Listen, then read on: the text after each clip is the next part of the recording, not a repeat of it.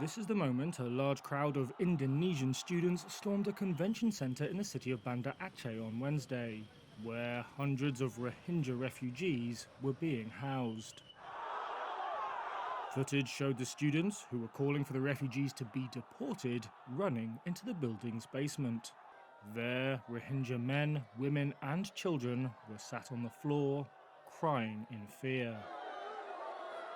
It's a sign of growing hostility and rejection in Indonesia of Rohingya refugees. The Muslim minority group has faced decades of persecution and abuse in Buddhist-majority Myanmar, prompting many to flee in boats. But in Indonesia, some, like student Della Masrida, have grown frustrated at the number of arrivals.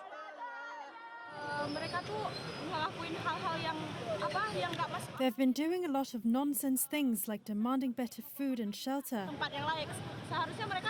They shouldn't have done that. They weren't invited here anyway. And they feel like this is their country. And that's inappropriate. At the convention center, the Rohingya refugees were taken to trucks as the protesters looked on.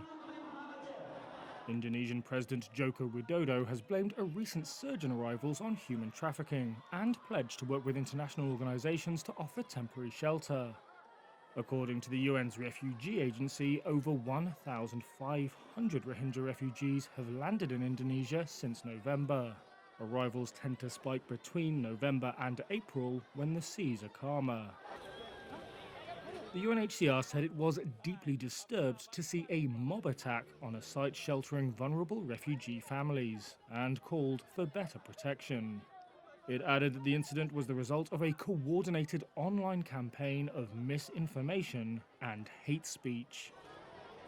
A Banda Aceh police spokesperson did not immediately respond to a request for comment.